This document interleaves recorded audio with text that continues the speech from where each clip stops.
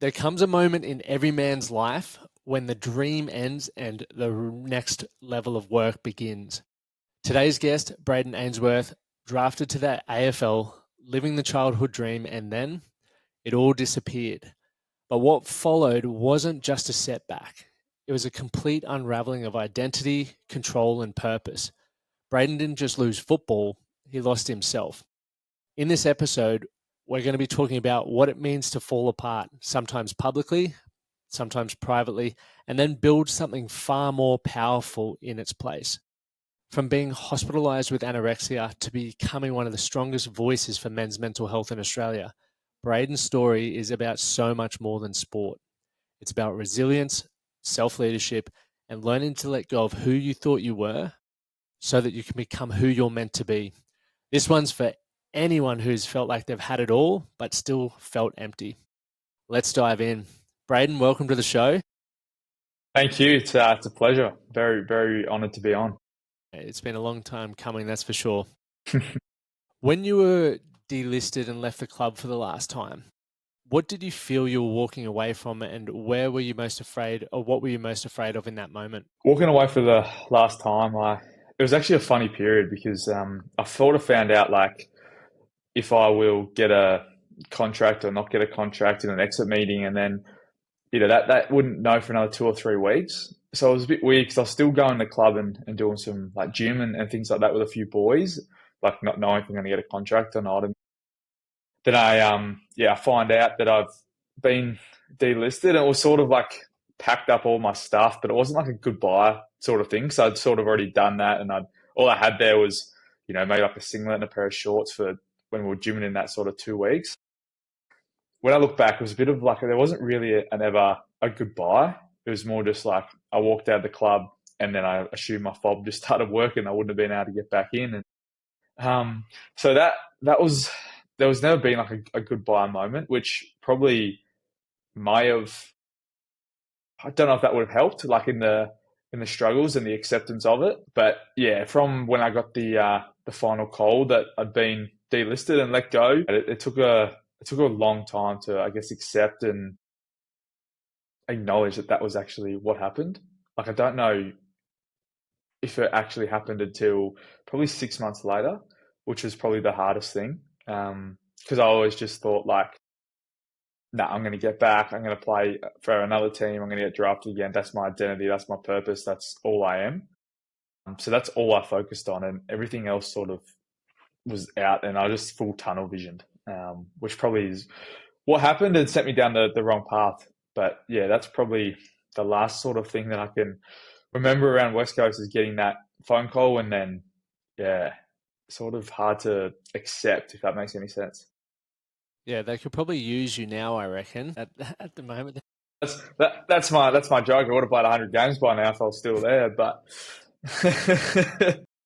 But it is interesting. One thing you said, like not having that goodbye. I think in life, we love having the start, middle, and end, the closing of the tabs. And some people do it on their computers where there's a million different tabs open and there's still like a part of you that's sitting in there and it doesn't really allow you to move forward. So for you to, I guess, move into that acceptance piece, how did that work? Like obviously you're not going back into the workplace, so to speak, but you also said when you're talking about footy and your identity, that's all that I am. So when you're losing something that is all that you are, or you felt that it was all that you are, what did the next, I guess, next couple of months or years look like for you? well, yeah, it was exactly that closure that you talked about, and it's like relationships and things like that. I just didn't have that, and I think that was really hard. And then when I started to realize that, okay, well, I'm sort of done at West Coast, is I then get recalled through COVID to play a fill-in game because West Coast had injuries and then COVID, and then I had to be a top-up player when I wasn't even on the list. And then that was the moment that I really fell into a hole after that game in a dark place. But when you wake up and all you've ever known is you have to be here at this time, or in the off season, you've got running to do, gym to do, like you got to train, and your schedule's down wide to a T. And when that all goes, I was waking up like, what am I meant to do with my life? Because I don't know what I'm going to do. What should I do? What am I without football? And that was a hard question. It was a scary question to ask. never really answered it because I was lucky enough to live with a good mate of mine, Oscar Allen. Yeah, I was living with him at the time, and there was me, and as you know, Zachy Langdon was on the list at the time, and Connor West. There was the four of us, and I would just train with them in the morning, get up, same routine as what they would. Like I was still living that life because I was like, the draft's in November. I'm going to get drafted. If I don't get drafted again, well, I'll get drafted in the mid-season draft, or I'll get an SSP, like a top-up player. Like that's all I was thinking.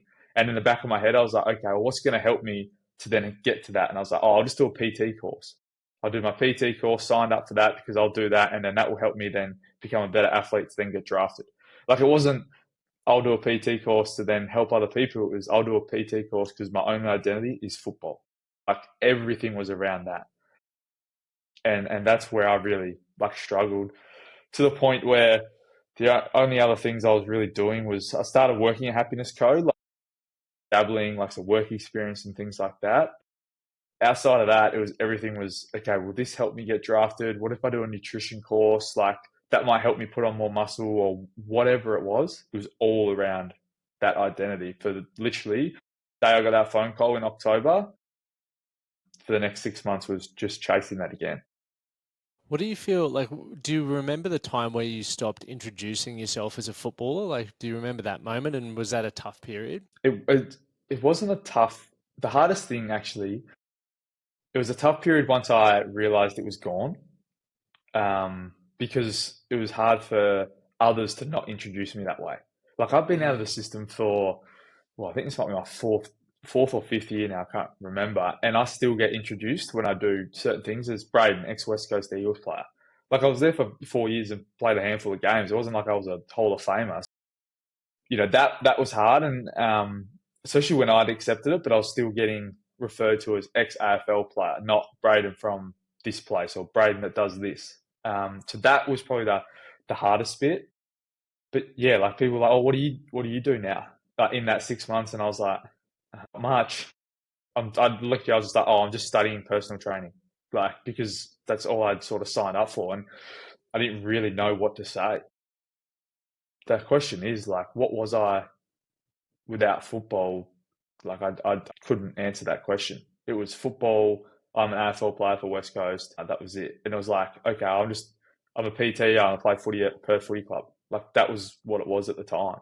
There was no genuine, kind, empathetic, like whatever type of guy. It was just football was identity, and I was my job. And without it, I was like can't answer the question because I just didn't know.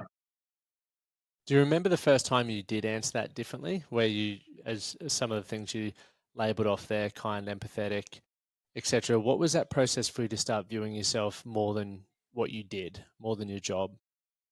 It was probably 3 days into hospital was the first time because it was the first time I realized that I've accepted, okay, I'm actually in trouble here. Like I need to fix some things through certain conversations I had with doctors and what they were telling me, which we can get into and that sort of thing. But that was it was about 3 days in on the Monday morning. Being in hospital, that was my third morning waking up. And yeah, that was when I realized, okay, you're without football, if you don't get drafted again, you need to work out who you are. And there's a book that I sort of got given that I sort of worked on through that sort of stuff. And then, just started to, I guess, work out, all right, who do I want to be? Where do I start from? And it was like coming back to those things like, what's my personal CV? Like values, characteristic, traits, passions, hobbies away from football. And I just had to remember all those sort of things. Yeah, that's such a powerful experience. And obviously, for you, getting close to that rock bottom period gives you two options. You either sit in that and that just defines the rest of your life and it's not a fun place to be, or you bounce back. Can you give us a lead up on to how you ended up in hospital and I guess what took you down that path? Yeah, so it was literally, it's a lot of self neglect, self sabotage, that sort of thing through the period of, like I said, I ended up filling in. It was West Coast, maybe like round 2 or 3, 2022. So it was against North Melbourne. I remember it. I got subbed up at half time, and mate, I was probably the healthiest and fittest I'd ever been. I was weighing like 82 kilos, felt fit, felt free. And then after that game on the way home on the plane, I realized like, mate, you're probably not going to get drafted again after today. maybe your career's over, you could be done. And I just hated it. I hated being back in the environment as well. And when I realized that, because I fell into old habits in the space of literally 3 days. I built all these good habits, got told I was going to play, and I just went back into, all right, I have to do this, I have to do that. This is my routine. This is what I got to eat, timing, sleep, everything. And I was like, this is controlling me again. And then after that, it just slipped away because I was like, well, your purpose is literally gone if you're not going to get drafted. And then basically from March to August, it just went downhill with just over, like I didn't know how to fill my time. I was just over exercising, under eating, just didn't really, was just lost in a spiral. And that's it, just went so quick, so fast with just not eating, not fueling, but still exercising. And then I didn't never believe that I had a condition, even though I was losing weight so fast. You still don't accept it and can't acknowledge it. Even like I look back at photos and videos now and I'm just like, how did you not see any of this? Like it got so bad so quick. And that's why everything started to shut down internally. But it was just literally like day after day after day of making poor choices that just compounded and ended up hitting rock bottom. Whatever, however long that is, January, February, March, April, May, June, July, August, so like 4 months. Wow, that is Yeah, fast. yeah. If you were to know, like looking back with the hindsight lens and just having spoken to experts and just even thinking about it a lot more, why do you feel you couldn't see it in that moment? Do you think there's an answer for that, or is it just something that, yeah, in the moment you just can possibly not see? That's a tough question. I've actually never been asked if I could. I just, I never thought it was as bad as what it was. So I could see the weight going down. And the weird thing was, it was like, okay, well, tomorrow, like, wonder if I get to this certain weight, then I'll fix it, eat, get better. But then, like, health complications came with that. So bloating, like, can't eat, pain, stomach pains, like, no appetite.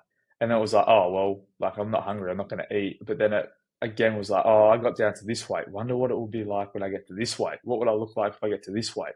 It was a real weird mind frame that I can't explain. And I don't know how to explain it. But it was also, I guess, a way that I still had control over something because I felt like I Mm, was losing control over every other aspect of my life. And I can't control if I, get drafted or do this or do certain things again. But I can control what I put in, how much I exercise, and basically I can control how quickly the weight goes off. So I think it was the sense of control that I wanted, and that was in my life the only thing I could really see that I could control. that's huge. Like looking at it from a sense of control. Do you think there could have been anything else that anyone could have said or intervened, or you were just obviously so focused on controlling what you felt you had control over, you just weren't prepared to listen or look at anything else? I feel like I was also, and as you know, in this space of masculinity and traditional masculinity and all that sort of thing, I still never felt that I was a real man, and I never felt like I was living up to that. And that was with football, but I also didn't understand what strength meant to me as well, and not knowing like it's not just physical and all this sort of thing, and not having like good positive male role models in my life because I had some experience with psychologists and things like that that I didn't really enjoy. But for me, I feel and now is what I do in this space is I would have loved like someone like yourself or Dan Prinsby. I don't know if you know him or like yeah, like people like you guys that I could have connected or heard you guys talk. I think that would have resonated with me more, which is why I love seeing more and more of this sort of thing. But it was also the control, and then it was the respect of my dad. Like because I was like, he loves me, respects me, cares for me because I play football. Mm, Like that's what was in my head. It was the story that I was telling myself. And I'm like, if I don't play football, then he won't love me, he won't respect me. So then in my head, when I've started to think about it, it's like, well, maybe if I just keep doing this to myself that I can't play football anymore physically, then he might love me for some other reason than football. if that makes sense, which is a Yeah, that's weird, yeah. like, it's like, bro, what's going on in your head? But it's just these thoughts that were happening. What's real? Like that, I'm sure there are so many people who can resonate to that because, firstly, you said it's like it's my identity. I could imagine because you were so good growing up, you got validated, and whether it was intentional or not, my view is that most people do it unintentionally, but that's the only time they really go out of their way to recognize you or put their hand on your back. So then you go, if I do more of that, then I'll get more of that. And then it becomes the only way you know how to get it. So therefore, we don't ever ask. Like, did you ever ask your dad if he, like, what he thought of you outside of football or anything like that? Most freeing moment was I remember dropping him off at the airport. The whole way in the car, I was sitting there, my palms were sweating. I was driving into the airport, and then I get out, and he's like, "Oh, don't need to come and sit with me, mate. All good." He's like, "Dad, I got to tell you something." And he's like, "You all good?" And I'm like, I'm not playing footy anymore.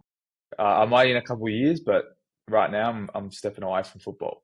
And he goes, "Oh, cool. Like, what are you going to do?" And I was like, "Oh, I'm just going to step away and get back to being, healthy, enjoying running again, and then we'll just dive into happiness go." He goes, "Oh, sick. Like, you always love talking about that. Like, that's," and I was like, "Whoa, whoa, whoa. What do you mean? Like, you don't care?" And he's like, "No, mate. Like, why would I care? Did your brother play football? Did your sister? Like," and I was like, "Well, no." And he Wow. goes, "Oh, I love them and I respect them. So why wouldn't I love and respect you? Why? Because you're not going to play football anymore?" He's only like, "I was proud of you that you played football, but it's not why I loved or respected you." And I was like, "Oh, we could have told me that 4 years ago." Like, but I said, "Oh, it's your fault. I'm off the list." But no, like, and then if I'd communicated, and that's when I realized I was like, well, like, what if I actually communicated that to my dad? And asked him that questions. And I think that we get so caught up in these stories we tell ourselves, then we believe them, and it's like, well, like, you don't even know what someone else is thinking or Mm. why they respect you or why they love you. So that was one of the most freeing conversations that I've had. Thanks for sharing that, man. Like it's huge because, as you said, we build these stories up in our mind, but quite often we've never asked the question, which is the simplest thing to do. But also, as you said, your hands were sweating, and like to say something that was on your mind, so we don't do it because we're like, oh, it's easier just to avoid it, and I'll just keep beating myself up with the story that is in my head. But the moment that you can ask a question, you're going to get some clarity, clarity around it. And it doesn't always work out the way we want. Where your situation or result from your dad. Your dad sounds like an absolute champion, and, but at least you were able to get clarity, right, and get that support and validation. Was there a moment, even if it's like a tiny one, where you felt the shift from, I guess, that rock bottom or surviving and just trying to control that one little moment to where you felt like, all right, now I want to reset? You started looking at yourself or identifying as, happy and kind, all of those things to rebuilding. Like, was there a moment that you can remember that led to that? Yeah, like I said, on that Monday morning, my mum was like up at hospital every day because my mum and dad split, and dad's back in Esperance and mum's just down here in Perth. And she would like, we used to send voice messages like every morning, and because she starts work at like, she's up at like 3:30 for work. So when I was going through it before I went to hospital, I remember getting on the phone sometimes and I'd just be crying like, "Mum, I don't know what's going on. I don't know what to do." And she would just sit there and listen. And but this Monday that a couple of days in, she sends me a voice message. She was sending them every day, and this one, she was like, "Bray, you're so caring, kind, and loving." And I'd heard all this before, but this one voice message just resonated with me, and I was like, maybe I am kind, like maybe I am caring, maybe I am more than football. And that's when I was like, okay, well, why don't I actually work out what I do stand for as a person? What do I want to be? Because maybe I've valued discipline, respect, and resilience in football for so long. Why don't I change that and start to value how kind I am, how caring, how empathetic and genuine I can be, and then dive into that. And that's when I just went on, mate. Like, you talk about self help, I dove into it for the next 4 weeks like crazy because you get a bit of spare time when you're not occupied in hospital. And I was researching, I was doing all this stuff on like different things. How does self help and what does it even mean, and self discovery and books and podcasts. Yeah, I just went down the rabbit hole, which was probably good at the time to distract myself. But it was the little voice message from mum where I was like, okay, I'm going to be a kind, caring sort of type of dude. And that's just where it come out. And I wasn't scared to probably acknowledge that, you know what, I'm a more, if you're going to go traditional men, masculine, feminine, I'm a more caring, kind, soft, nurturing type of guy. And I'm just going to lean into that. And I did. I love it. It's Yeah. fantastic how we always get redirected in life and we look at that. And a thing that I took away from that as well is just the power of letting people you care about know that you care rather than just assuming that they know. A voice note, even though it's from your mum, but we can do it to our mates, people that we care about, colleagues, and just drop them a line and let them know how we feel about them. And if they've done something that's inspired us or impressed us, which is really cool. So I'm really grateful that you shared that story. From the rebuilding phase, you went down that rabbit hole of self-help, which I'm sure a lot of people have done. What were some of the other key takeaways that you took away in that initial block, like that 4-week binge mode? I love how you say that binge mode. It's probably the different to what people think of binging, doesn't it? Like, say, the binge Netflix or something. Yeah. So there was probably the other two things were like meaningful connections that I actually had in my life. I felt like I had them, but realistically, when I actually sat back and that was scary too, to like realize, do people actually like me for me? Do they like me for what I did? But also, do they actually like who I believe I was, or the mask or the persona and the, I guess, person I was actually putting out to the world, which wasn't actually who I wanted to be. So I was like, well, do they connect with me because of me or because of the person that I'm actually faking? And when I realized, who likes me for me, that was big. So it was like, who's the meaningful connections I have in my life that I can share the hard times and that. And I really realized in that because I felt so much shame, guilt, and embarrassment for being a 23-year-old male in hospital for anorexia. I was like, no one's finding out about this. I'm not telling anyone. And then I realized, like, who have you told? And I was like, what mates have you told? They're your boys. And Mm. that's when I realized that, okay, who are those? And then, they're my 6 or 7 best mates. And then I was like, what do you want to do? Like, how do you want to contribute back to the world? Realistically, yes, you've lived your dream and you may not have lived it for as long as you want. But in your next phase, like, how do you want to contribute back to the world or other people? And what's your purpose now? And they were the next two things that I really dove into and worked on. And I was like, well, I don't have to get paid for this purpose either, or this passion, or this contribution, but how can I make the world or someone else's day better? And how can I do it with connecting with the people that I really want to connect with? And, those best mates are the blokes that I literally call and tell them what we just talked about. Like, hey, I'm proud of you. I love you. Like, that sort of thing. What do you feel would be the initial questions if someone's listening along and you've lived your dream? A lot of people never get the opportunity to do that. The challenge with when you live your dream, and especially in sports, it doesn't last forever. And you do have like that redirectional moment. For you to talk about purpose and experiencing what was next, for some people, I remember for myself, like it was extremely overwhelming at certain points. If you were to pass on a little bit of advice to anyone listening who is finding that overwhelming, what would be, I guess, a process or one or two things that you would have done that could help someone with that? So, like, purposes, as you probably know, it's a word that gets thrown out all the time. And like I said, I don't believe you have to get paid for it. Everyone's different. But Hmm. I was pretty lucky that I was getting paid to play football, like to be healthy, to be fit, to hang out with mates and kick a leather ball around. And that was my purpose because that's what I was waking up for. And now, like, I was like, well, how do I want to wake up and why do I want to wake up and what's the reason? I was like, I just want to wake up to be a genuine, kind, empathetic dude that just wants to make the world or someone else's day better. And I was like, if I live by that, then truly I think I'm living my purpose, which is just to be, like I said, a genuine, kind, empathetic dude. That's all I want to do. And I was like, because I can get money, I can get status, I can get cars, I can get a house, all this sort of thing. And I can have a family and still be upset, sad, and feel alone. So that was as simple as it was for me. And it's, what do I believe when I go to bed that I can be happy and fulfilled about? And that was as simple as it sort of was for me. And I know that might not sort of answer the question, but it's, how can you go to bed and feel fulfilled knowing that you've done what you've wanted to do? And, that's how I live my day. And I think that's the purpose of my life, is just to do those three things, because I believe that those three things can change the world through, a butterfly effect and a flow on effect. If you're genuine with someone, kind, and show empathy, then I truly deep down believe they're going to do that to someone else. And that's going to either change someone else's day, or hopefully it'll end up changing the world and have more kinder, caring people. So it's pretty simple for me. And yeah.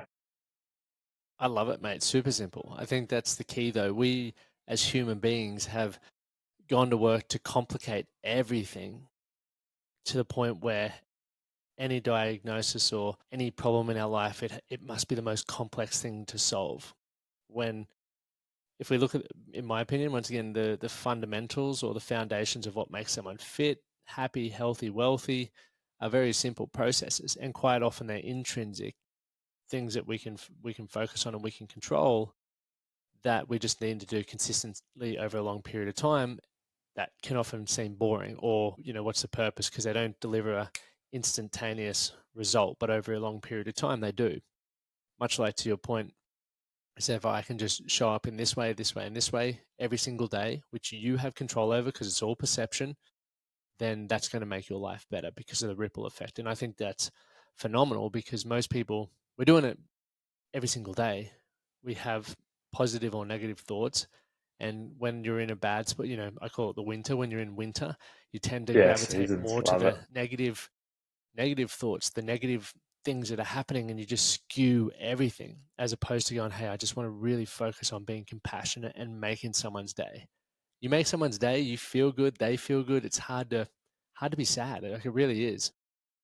I do call it's not a selfish thing, but it is. Like, it makes you feel good, it makes them feel good, and it's so small and simple. But I guess on your point, it's the things that I do have control over. And I can't imagine, some of the thoughts you would have had. And I know you shared this before, but like, you can control, if you go and fly into WA and go and run at midnight after 2 hours of sleep because of, being on red eyes and all this sort of thing, knowing that you've got to do this in the space of 5 hours, because if you don't, then you're not getting on the plane. Mm. And you would be tired, you'd be sore, your feet are killing you, your head, body aching, starving, whatever. But you can still show up and be like, you know what? Like, I can still do this. So I can't imagine some of the thoughts you were having, and it's a credit to you. And it's just the power of also, like, seeing that stuff in action. Like, you're showing determination, grit, and I know that unlike every other person that was following your journey was on, like, on Instagram, and you were getting people from the couch to 5K. You were getting people going out in the rain and the wind, and just, even just moving their body, all off the back of doing things you can control. And yeah, I think it was very powerful, obviously, what you did, and what you're continuing to do now. But yeah, it's just the little things that we can control that sometimes we forget, and then we get so stressed about the things we can't control. Thanks for the kind words as well. Three things I took away from there was, how do I want to wake up? I think it's an awesome question. Setting your intention, super powerful. Why do I want to wake up? Like, what's the bigger purpose? Something bigger than yourself. It could be, religion, nature, wanting to leave the world a better place, wanting to provide for your family. Everyone has their own answers, and there's no right or wrong. As long as it's compelling enough for you to get out of bed, I think it's a great one.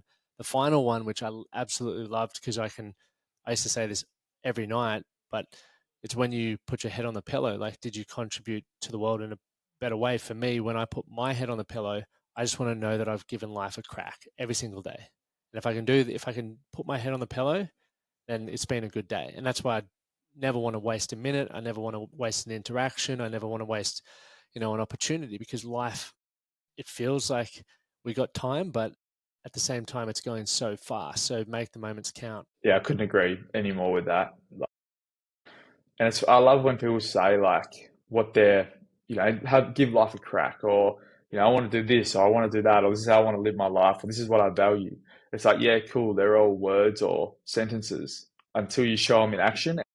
Mate, you saying that, I'm thinking, like, I'm trying not to interrupt you. I'm just like, bro, you're living that. Like, you're having a crack.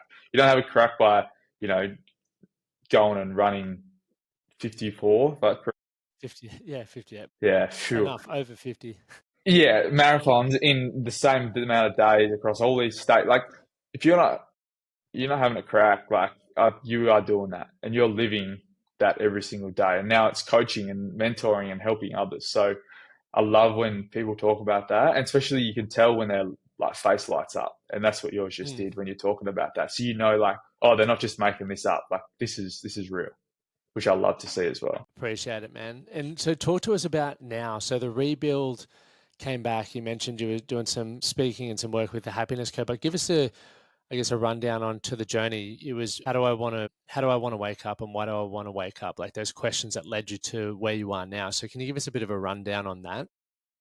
Yeah, so once I sort of worked that out over that, 4 weeks, like firstly, like he's my boss, but he's like one of my, those 7 or 8 best mates. He's my man, and I felt like I owed him because he sort of saved my life. He was there. He's seen everything from good to bad, everything, and I just wanted to help him in his mission because I also felt like, well, if I can help him in his mission, that's actually helping mine and the reason why I want to get up as well. So we just combined and we just launched into it. And I guess the next bit was like, you got to get, because I wasn't, my weight was on, but I still wasn't happy with, everything else going on. Like I still had some physical and mental struggles, but I also then had to rebuild connections that I'd, like, because I lied to people, got manipulative, all that sort of thing to hide everything. So I had to sort of rebuild that. And that's once I got out of hospital, that was the next sort of 6 months was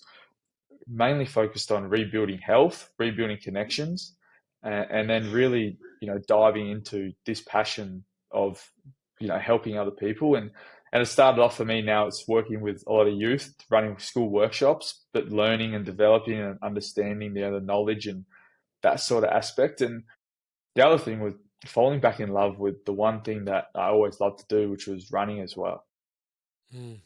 which I know you've got a passion for too. And once I actually fell back into the love of that, like my passion just came back for that. And I was just living life happy because I was just doing the things that I really enjoyed. I cut out, as hard as it was, I cut out certain people, I cut out certain activities and going to certain places and just focused on honestly getting fit and healthy again through, diet and then training, but taking it step by step. But also the main one was just getting back to connecting and feeling alive and enjoying things away from, vices that I had had in my life. Did you ever feel yourself getting pulled back to wanting to prove yourself at football or wanting to prove yourself in other areas after? Because obviously, when you are a high performer to the level that you are, and for anyone listening, even in the USA and other places, like the AFL is like the NFL. Like very few people get drafted. So you're still among some of the most elite athletes in the country. And in order to get there, the sacrifices that you made, the ability that you have, the level that you perform at, you don't just lose that, I don't believe. So do you still have an underlying urge in different avenues to want to perform at a high level? Yeah, big time. And it got to the point where, when was it? Might have been like 2020, what are you now, 25? Yeah, 24, Easter, sort of April last year when over the summer period, I was like the fittest I'd been. But I started to get really lean and sort of fall back into old ways, old habits, old thinking patterns. And then I was pretty lucky that a close mate, and one of those mates just hit me between the eyes and said, mate, like this, and this. And he goes, otherwise you're falling back into it. And it was like one of the most rawest, honest, like hard hitting conversations I've had. And he goes, but he also, at the end of all of this, what he said, he goes, mate, like you need to work out what you're training for and what you want to train for, because I know you love to do this stuff, but at the moment it's consuming you for no reason. There's no purpose with it. You're just going for the sake of going. And then from there, I was like, you're right. Like, what do I love to do? And what's that competition? Because I was still running and I was trying to like beat times, but it was also, okay, what's this person doing on social media? What's this person doing? Can I beat their time? And I was just like, no, no, no. What do you really want to do? And I just mapped it out. There's 3 things that I'm working towards. And that's to run a sub 3 mara, which I guess is everyone's sort of goal that's into running, which unfortunately was meant to be Gold Coast, but got a stress fracture and was out for 7 weeks. So Arnie would have had a 7-week lead up, which would have killed me. But that's the first one. and then I want to run a 100K ultra or a 100 Yeah. miler. I'd love to do a 100 miler, and then do an Ironman. And they're just the Ooh. three things I want to do from there. Those are my three big, I guess, endurance, like athletic goals and pursuits. And then from there, it's hopefully, go on to, there's obviously so many different things like Leadville. I'd love to do that, which I probably know, all those sort of things, which would be pretty cool. And like, I actually went into the lottery and didn't get it for the BPN Ultra. But the ultra, yeah, Like, back up. yeah, like I'd like things like that. I'd love to eventually get into, but now it's, yeah, locking into the Mara and then the other two after I complete the first one. That's exciting. What is it for you? Like setting some of those goals, because all three of them are on my goal list. The Ironman, I'm probably pushing like 5 to 6 years away, but the others are like in the next 12 months. What is it that excites you about that stuff? I think just the competitive nature of it's, you versus you. I just want to see how far I can, push myself. And that really excites me. But also along that journey, I think like I'm going to meet so many cool people and I'm going to connect with so many cool people just from the fact of the passion of running. Or, I'm going to have to reach out to some people about, hey, like, how do you run this certain time? Or like, what's your swimming stroke? Or because I can't swim and that's going to kill me. But it's like, what are your tips for that? Or like, I got no power on the bike. Like, where should I start?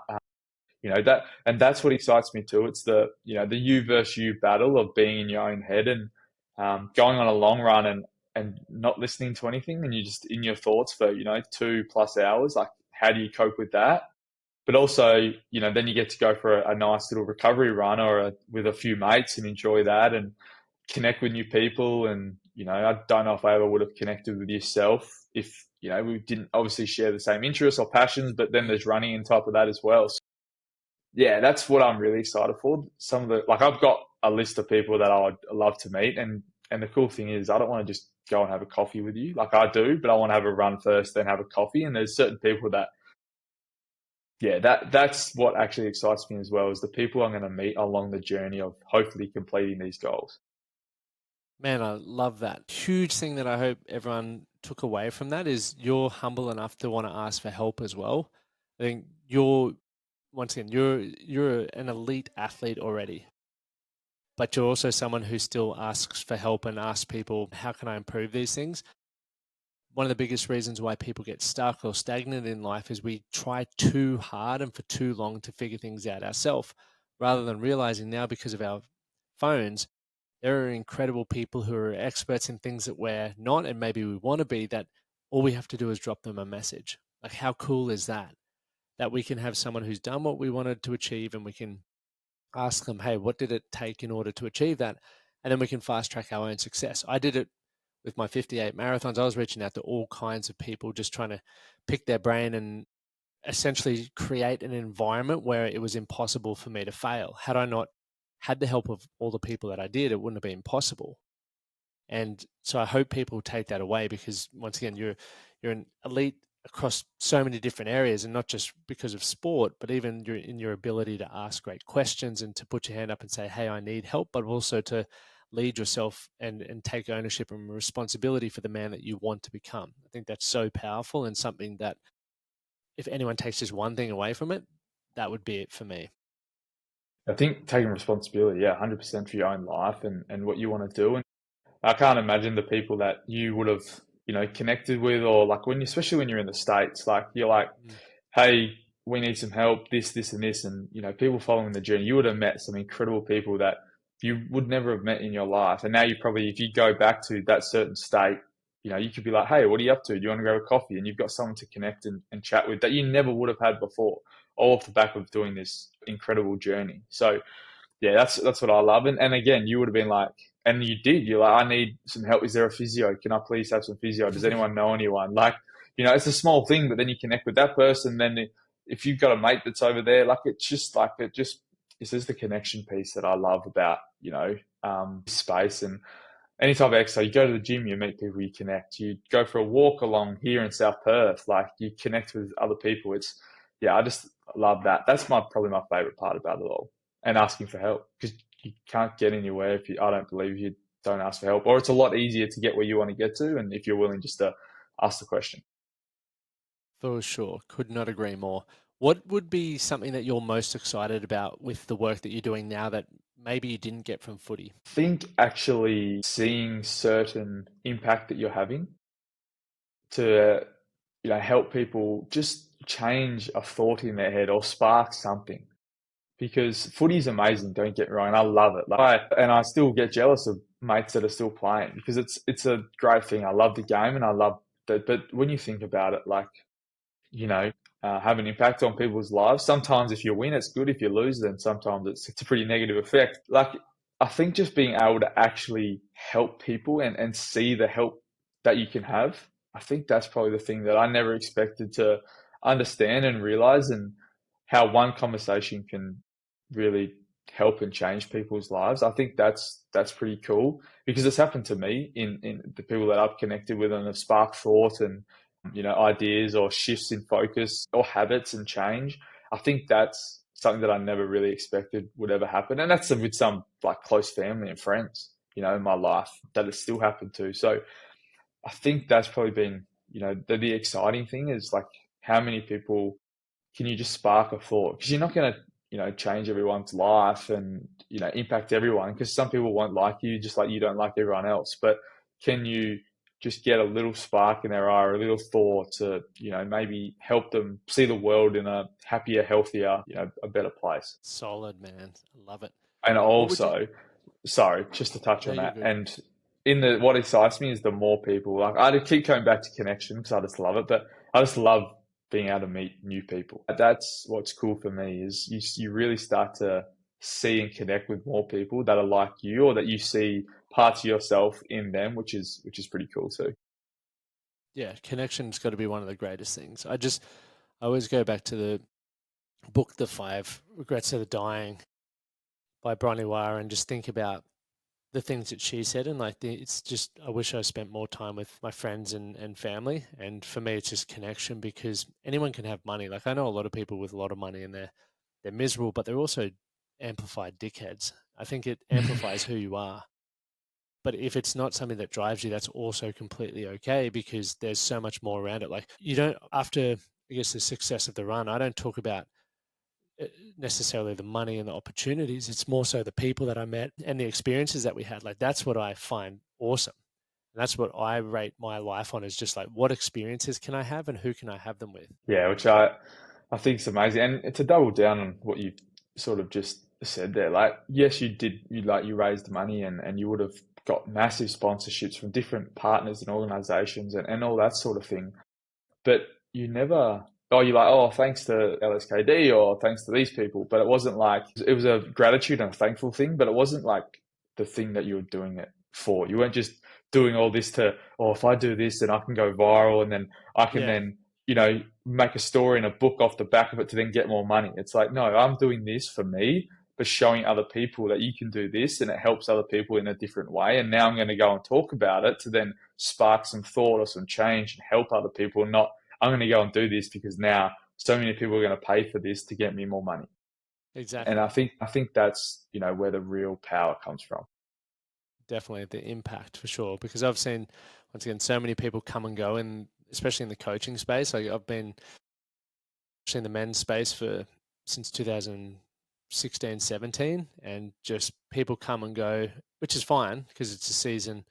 I just, you know, the reason is I want men to stop taking their lives, and I want men who are doing, high performers to realize that there's more than the title, the job, and the house. Like, there's family, there's connections, there's experiences, there's your own well being, and all of them matter. Like, I just I truly believe that at the end of my life, I'm not going to give a crap about the titles, the awards, or the money. I just believe that. So if I believe that, I'm going to make the most of, as I was saying earlier, the things now. What would you say to the guy listening, Brayden, who has the title, they have the job, they have the house, but they feel completely empty inside? First, I would say like, why are you doing what you're doing? Like, I'd ask that question, like, what's the reason you're doing it? Like, why are you doing this? And I think if you can sit with that and actually answer that as truthfully as you possibly can, which is so hard to do. And because that's just what I did with football. Like, why was I doing it? Like I said, I think it was to earn my dad's respect and that sort of stuff. But like, what's the real reason? And then if it's this, is that, well, is that worth costing me what it's costing me right now? Which may be time with family, time with, friends, relationship, financial stress, burden, loneliness, depression, anxiety, whatever it is. Is the cost of what I'm doing worth it? And 9 times out of 10, I think that most people, if they're in that spot, be like, nah, it's not.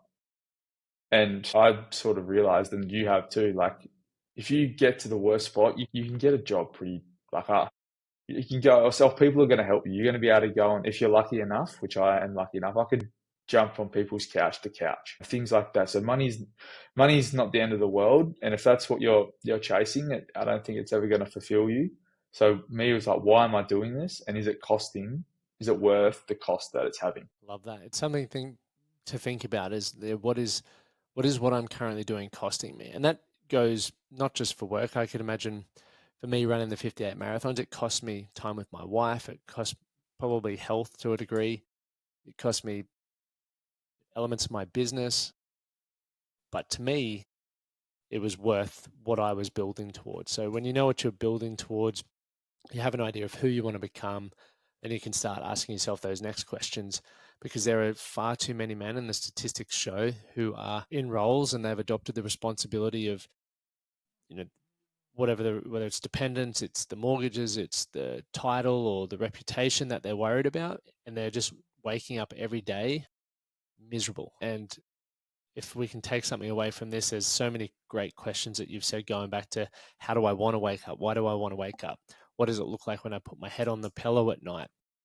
Who am I outside of my titles and my career? Like, there's so many questions that I would encourage anyone listening to just write those questions down, listen to it back, and just start writing, like answering those questions that Brayden asked himself, because you'll be able to come up with your own answers, and some of the responses you get there may allow you to change the course of your life, which is exciting. Yeah, and I guess I'm not I'm not a man that has kids and all that sort of thing as well. But to me, if you're talking about men in general, I think, like you said, we're sort of wired to think that, we have to be the one that provides and that's dominant and puts the food on the table and be the breadwinner and all these sort of things. But, I can probably speak from experience, and the people that I've talked to, and especially women that I've talked to, they're just like, yeah, like I think that's awesome and they want to do that. Like, that's powerful and I respect it. But why can't I want to be someone that is also, strong and powerful and embraces both sides of masculine and feminine, but just to be a whole person. And I want to be able to put, my kids through what they want to do and give them experiences as well. I don't want to just have to do this, and this because stereotypically I'm labeled to be able to do that. And I think it's trying to change and trying to get men to understand. Well, that's everyone's different. Everyone's got their own. I don't want to get into the Yeah, stereotypes of all this stuff because you don't know what could happen after that. But I just think if we can understand that we're all whole, like, can you embrace vulnerability and strength at the same time? Embrace your emotions, but also be stoic in certain situations. That's both female and male. And I think when you can start to express all that sort of thing, I think that's when you can actually understand you've got more support and, you don't have to be alone and get through this by yourself. 100%. You got to learn to dance with what's, like football, you play what's in front of you. Sometimes you have set pieces and every relationship's different, but if you can dance with the polarity and find out what, you know, the way I even said it with the 58 marathons, like someone who's very vulnerable. I talk about a lot of things, but when I'm in, for example, 58 marathons, it wasn't really the opportunity. It wasn't the right time for me to just break down and cry while I'm trying to get the marathons done. I had to like hold it together to get through the injuries and the Mm. pain, because I knew on the other side I could then, on day 50, that's when that happened, when I had the opportunity to have a breather. But in the lead up, I think you got to play what's in front of you and do what's going to best serve the marriage and the relationship life. Essentially, the Yeah. simplest form is don't be a dick, be a good person. That simple Exactly as that. right. You need to be strong and stoic, and other times you need to, in our relationship, I say to my wife, it's like there's times for me to lead and there's times for me to support, and that's Yeah. completely fine. 100%. Couldn't agree anymore. Brother, it's been an absolute pleasure having you on. I've literally taken on so many notes, which I always love when I get just questions that I get to think about for myself. If you could give, and this is a common question, but if you could give your younger self, the 22 or 2022-year-old version of yourself, what advice would you give to him? You're right. I'm trying to structure this in a way that it's a great question. Probably for me, because of what I was going through around it, always for me it stems back to like identity and job, and um, you're more than your title. Your title doesn't define who you are as a person. For me, because I think I've met a lot of people that are, like you said, they're caught up in, whatever their role is, or they're chasing the next role or the next promotion or the next title, or if they're a millionaire, they want to then become a billionaire. But like, you know a lot of people that have probably got those titles, but are still unhappy and don't know who they are. And for me, my title was everything. And when I lost it is when I fell apart. So, yeah, you're more than your title, and it's more important to be an A grade person than an A grade, whatever that might be. And for me, it was more than an A grade athlete. It's more important for me to be an A grade person. Love it. Where can people follow your journey and everything that you're up to? I guess, yeah, well, Instagram, just I think it's Brayden_Ainsworth potentially. Yeah, just I actually don't. But Brayden Ainsworth, yeah, that's just where mainly I post anything to do with my stuff. And then, yeah, like Happiness Co. But yeah, mainly my stuff's just Brayden_Ainsworth on Instagram. I haven't branched out too much with content or anything. But yeah, that's my only real space, to be honest. I don't have much else. I love it, mate. The world's a better place for all the work that you're doing, mate. And you've been on a journey, but it's so inspiring and powerful that you're using some of your darkest moments to bring people to their better moments. Thank you, mate. I really, really appreciate that.